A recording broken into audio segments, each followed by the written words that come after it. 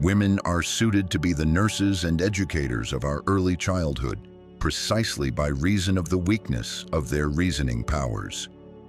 It's hard to read that without feeling some kind of reaction, contempt, disgust, maybe even amusement at how out of touch it sounds. But if you listen closely, not just to the words but to the tone behind them, something shifts. This isn't power speaking. This is disappointment, dressed up in philosophy, because men don't say things like this unless something in them feels small, invisible, rejected. And that's what Schopenhauer was, not just a thinker, a man who got left behind.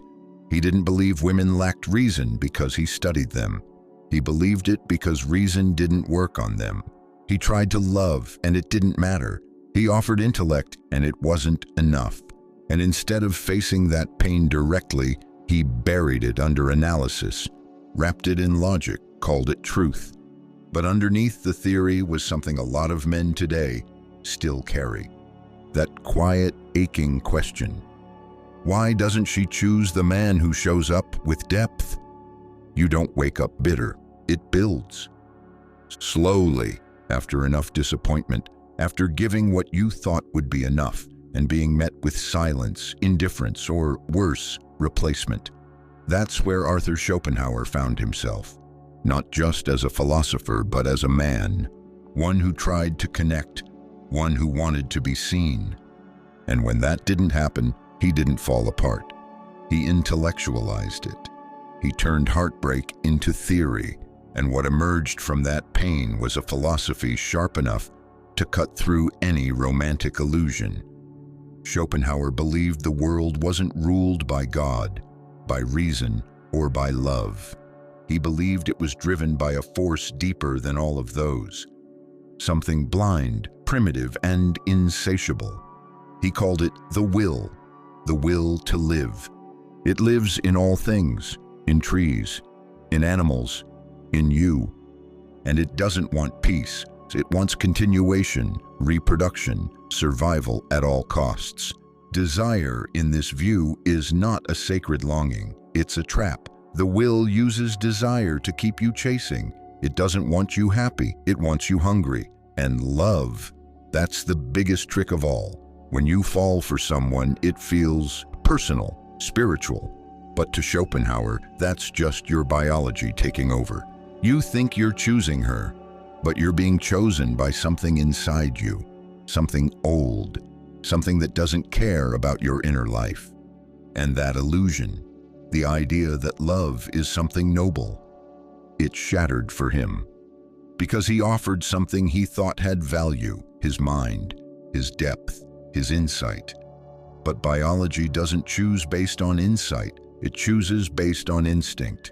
And when she didn't choose him, when his presence wasn't enough to override her own will, he didn't say, "I hurt." He said, "She's irrational." He dismissed the entire feminine psyche as defective. But beneath that anger was the same grief you've probably felt, the same invisible ache of watching someone walk away, not because you did something wrong, but because you weren't what she was instinctively reaching for. That's why Schopenhauer still speaks to men today, not because his views are enlightened, but because his pain is familiar. He turned his rejection into a world view, and if you're not careful, you might do the same, not out of hatred, but out of fear. That being good isn't enough. That being real won't get you chosen. And when you don't understand what's actually happening underneath that pain, you don't heal from it. You build armor over it. You start seeing the world the way he did, not as a place of connection, but as a battlefield of instinct and survival. There's a question that haunts a lot of men, though few ever say it out loud. Why wasn't I enough? Not just enough to be liked or even loved, but enough to be kept. You gave your best. You listened. You showed up. You didn't disappear when things got hard. You didn't betray. You stayed. And still, she left, or pulled away, or slowly stopped looking at you the same. And when that happens enough times, something in you starts to break, not into rage, into confusion, because what you were told doesn't match what you lived. You were told love is about presence, about honesty, about kindness, about depth. But what you saw was something else. She didn't choose the kind one. She chose the one who moved with certainty, not necessarily better in character, but clearer in direction, stronger in signal. That's when you hear the word hypergamy, and suddenly the world starts making a cruel kind of sense. Hypergamy is the instinct, not a thought, not a strategy, but a pull that draws women toward men who are higher in value, not morally higher, not more emotionally available, higher in perceived strength, status, direction, presence. It's not new, it's not a trend. It's not a flaw in modern women. It's biology doing what it's always done. Protect the future. In a world where a woman's safety once depended on the strength of the man beside her, this instinct was her radar. It wasn't looking for poetry, it was scanning for protection, for viability, for someone who could carry weight in the world, and if needed, carry her. Even today, in a world of apps and freedom and independence, that instinct hasn't disappeared. It's just evolved. It no longer scans for the hunter. It looks for the man who owns his path, the man who's not easily rattled, the one who doesn't explain himself endlessly because he doesn't need to be understood to feel secure. And here's the hard truth. You can be kind, you can be loyal, you can be available, but if her instincts don't feel your gravity, if they don't sense your rootedness in yourself, then something in her starts to drift, not always consciously, not always with malice, but the drift begins, and it's devastating, because to you it looked like love. To her biology, it felt like compromise. That's the pain Schopenhauer never named directly. That love is not always a celebration of who you are. Sometimes it's a cold assessment of who you're becoming. And when that instinct makes its choice, you don't just feel abandoned, you feel outclassed, like you were competing in a game you didn't know was happening, and lost. Not because you weren't good enough, but because the rules were never about goodness. They were about gravity. There's a moment that doesn't make noise, no slammed doors, no dramatic betrayal, just a quiet shift when you realize she's no longer looking at you with the same eyes. Maybe she says she needs space, maybe she stays, but something in her has already left. And you try to fix it. You ask if she's okay, you do more, you show up harder, you double down on everything you thought love required, but nothing works because you were never playing the right game. You thought loyalty would be the anchor. You thought attentiveness would build trust. You thought love was about earning security. And when she leaves or checks out emotionally, it doesn't just feel like rejection. It feels like something deeper, replacement, like you were holding the weight of a relationship that was quietly auditioning someone else. And now you're left with the kind of pain that has no obvious outlet. You can't cry publicly. You can't rage honestly. You can't talk about it without being told to man up, move on, or just be yourself. But what do you do when being yourself didn't work? That's when the resentment creeps in. Not toward her, not at first, but toward the unseen rules of the game. Rules you were never taught, rules you didn't even know existed until you'd already lost. That being agreeable isn't the same as being desirable. That being emotionally available doesn't replace being grounded. That being chosen has less to do with how you treat someone, and more to do with how solid you feel in yourself. It's not fair, it's not comforting, but it's real. And when you don't know how to hold that pain, when you don't know how to process the feeling of being discarded for someone more dominant, more secure, more felt, you start to shut down. Not in rage, but in silence. You stop opening up. You start watching your words. You start believing that being vulnerable made you weak, that it cost you something you'll never get back.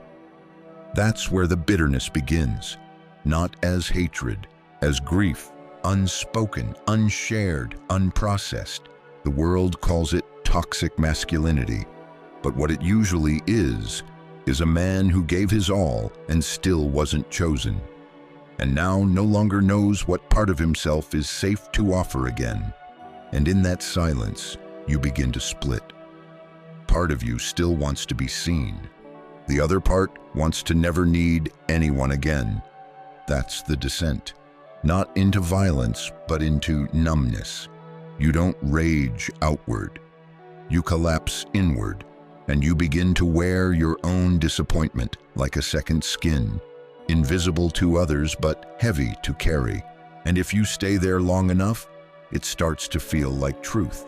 Like no matter how much you grow, no matter how good you become, there will always be someone taller, louder, more charismatic, more successful. Someone who gets chosen before you without trying. And if you don't catch yourself in that space, you'll start believing that love was never real to begin with. You'll start telling yourself it's all instinct and power and games, and you'll stop showing up, not just in relationships, but in your life. You can only sit in that numbness for so long. Eventually, something breaks, or something wakes up. Maybe it's the anger, maybe it's exhaustion, maybe it's the quiet realization that you've been living your life like it's a job interview, that you've been tailoring yourself to fit someone else's vision of enough. And you're tired. Tired of shrinking your power just to be more palatable. Tired of proving your worth to people who aren't even looking closely. Tired of waiting to be seen by someone who can't see past instinct. This is where something begins to shift. Not from hate, but from clarity. You stop asking, "What does she want from me?" and start asking, "What do I want from myself?" You stop measuring your masculinity by who chooses you, and start measuring it by how deeply rooted you are in who you're becoming. This is the moment where the axis tilts. You start pulling your energy back from the endless audition. You stop performing loyalty in hopes it gets reciprocated. You start moving differently, not louder, not harder, but more aligned. You begin to see that attraction isn't a reward for being good. It's a response to energy, to how you hold yourself, your time, your path. It doesn't come from being agreeable. It comes from being integrated. This doesn't mean you stop being kind. It means your kindness is no longer strategic. It's no longer a down payment on love. It's just who you are, and that makes it powerful. Because here's the irony no one tells you. When you stop trying to be chosen, when you stop bending to fit some unspoken standard, you start radiating something most people can't name but instantly feel. Presence, direction, unshakable self-respect. And it doesn't come from status. It comes from integration. When your actions match your values, when your focus no longer leaks into proving your worth, but into building your life. You become the kind of man who walks into a room and doesn't need to take up space, because your presence already says enough. You're not louder, you're not flashier, you're centered, and people feel that. She feels that, even if she can't explain why. But by the time they notice, something in you has already changed. You're no longer performing, you're leading, and not for applause, for alignment. Because you've stopped playing the game, you've started building the ground it gets played on. Schopenhauer wasn't wrong about everything. He saw that desire is a trap, that the very moment we want something, we're already suffering. That love, for all its beauty, can hollow a man out. That biology isn't romantic, it's efficient. He looked at love and didn't see magic. He saw a strategy. He saw the will, that blind drive in all of us that wants one thing: continuation, more life, more reproduction, more survival. And when you're in that place, watching someone you love choose someone else, it's hard not to believe him, hard not to see love as just a trick. a temporary arrangement held together by instinct and timing. He was right that love can humiliate, that it can make you feel disposable, that it can reward image over substance, certainty over depth. He was right that pain doesn't always leave quietly. It lingers, it reshapes you. Sometimes it makes you sharper, other times colder. But here's what he missed. He thought insight was enough, that if he could explain love, define it, deconstruct it, he could be free from it. But you can't logic your way out of grief. You can't rationalize your way out of needing to feel seen. He called women irrational, but what he couldn't admit was that her instinct, that deeper radar for direction, strength, leadership, wasn't broken. It just didn't respond to him. That doesn't mean he wasn't valuable. It means he was trying to be valued in a language she couldn't hear. And instead of grieving that, instead of asking what that meant for him, for his growth, for how he could realign, he built a fortress. He turned his heartbreak into a worldview, a brilliant, cold, airtight worldview that explained everything and healed nothing. And that's the trap you risk falling into too. When your pain starts to calcify into certainty, when your disappointment starts to look like clarity, when you stop feeling and start diagnosing. But here's the deeper truth. Pain without integration becomes ideology. You stop evolving, you start reacting, you stop being open to connection and start reinforcing the same story over and over. They don't want someone like me. But that story isn't truth. It's a wound. And every time you repeat it, you're just picking the scab. Schopenhauer was a genius, but he never found peace because he never turned inward. He never asked, what do I need to build inside myself so I don't crumble when love leaves? And that's the question he left behind for you to answer. At some point, you stop asking why she left. You stop analyzing what she wanted. You stop trying to decode attraction like it's a secret formula you can memorize if you just suffer long enough. And instead, you start building, not as performance, not to prove anything, but because you finally understand this has never been about her. This is about the space inside you that broke open when you weren't chosen, not to punish you, but to show you where your foundation was thin, so you begin again. You build slowly, with fewer illusions, with more discipline. You train your body not to be desired, but to feel strong in your skin. You sharpen your mind not to impress her, but to hold your own thoughts with clarity. You stop leaking your energy into dead-end conversations and start investing it in the direction you're growing. And you realize you don't need more attention, you need more alignment. You don't need to be louder, you need to be quieter inside. You don't need to be better than the next man. You need to be more honest with the man you were yesterday. This is the difference between evolution and compensation. Compensation chases, it performs, it flexes, it begs.